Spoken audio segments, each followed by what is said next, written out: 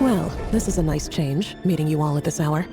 When men and women of ambition can speak face to face in broad daylight, I say that's a big step forward for our dear Khaenri'ah. Don't be ridiculous. We do not fear the day. Why would we seek refuge in the night? You might ask your blade that same question. I'm told it prefers the cover of darkness. The word on the street is that Surtalogi only strikes when he has an unfair advantage. But that is patently false. I see you're missing an arm and a leg. Surely only a fair fight could explain that. If this is your way of offering me replacement limbs, believe me, I'll take them. Oh, we can certainly discuss that. With bioalchemy, anything is possible. Assuming I have your full support in my research. Lunatic. Hroptatyr, what brings you here? Why, Dainsleif, of course. He invited me. Please, cast aside your apprehensions, Miss Rhinedottir. Whatever the rumors may say, I am but a humble servant of the king, and I can assure you he affords me no greater convenience than he does you. Well, the Universitas Magistrorum won't stop fawning over you, so at least some of the rumors must be true. You're clearly doing well for yourself, so drop the humble servant act. It endears you to no one. You're president of the Universitas Magistrorum, the chief royal mage known as the Wise by royal appointment, and by far the most favored among the 4 pillars of Khaenri'ah. Vice President Veit doesn't even try to hide his envy when he sees you. My success is the product of hard work and good luck. It's as simple as that. Were the king not such an extremist, I hardly think I would have received a senior post at my age. Of course, no job is without its gripes. Serving a king like ours can be a challenging task, as I'm sure you can imagine. And as for Veit, in missing out on the presidency, he's dodged a mountain of stress. Like everything else in life, it comes with pros and cons. You're all here. I apologize for the short notice, but it was an emergency.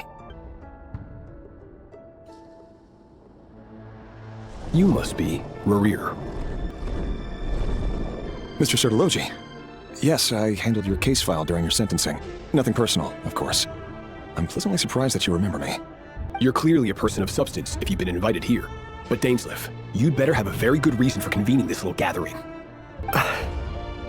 It's my brother, Vedrfolnir. After he spoke at the court this morning, the king was so infuriated by his words that he had him blinded in both eyes and thrown in prison. Vedrfolnir in prison? Strange. I thought the king trusted him and Hroptatyr more than anyone else in the world.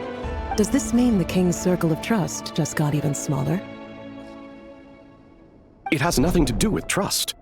It's about what the king wants, which is as clear as day to anyone paying attention. I simply appease him, because it's in the best interests of the Universitas Magistrorum. And also because you're slimy. Vedrfolnir, perhaps less so. But still, a visionless visionary? It rather inclines me to think that qualifications are not what get you ahead in Khaenri'ah. Do you honestly think this is an important discussion to be having right now? Dane, what are you planning to do? Rescue Vedrfolnir, I assume. Correct. It will mean storming the palace by force. Tonight. I need all of you on my side. That's far too dangerous. And don't forget, Dainsleif, you're captain of the Royal Guard. You swore an oath to the throne. You've been planning this for a while, haven't you? I have no desire to commit treason. But whatever critique the king may have of Vedrfolnir, disfiguring your most loyal subject for putting the best interests of his court and nation first, this is not the conduct of a wise ruler. My blade will force the king to see the error of his ways. So, Vedrfolnir's prophecy enraged the king. I'm sure it wasn't what he wanted to hear, but if he won't take counsel even from the visionary, that is deeply troubling news. The extent of His Majesty's madness is now all too clear. The question is, how does a man like me get out of this situation unscathed? You have noble ambitions, Dane, but I'm afraid they don't do much for a guy like me. I'm not interested in saving the world. All I want is a letter of pardon. A letter of pardon? For whom? Thelindis? The chances of the Vinster King issuing a pardon for anyone connected to the Crimson Moon seem vanishingly slim.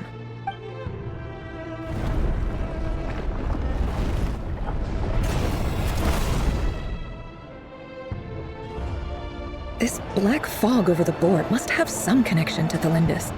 But why is it taking this form? Does it have something to do with Rerir's past? Another mystery I'll need to unravel.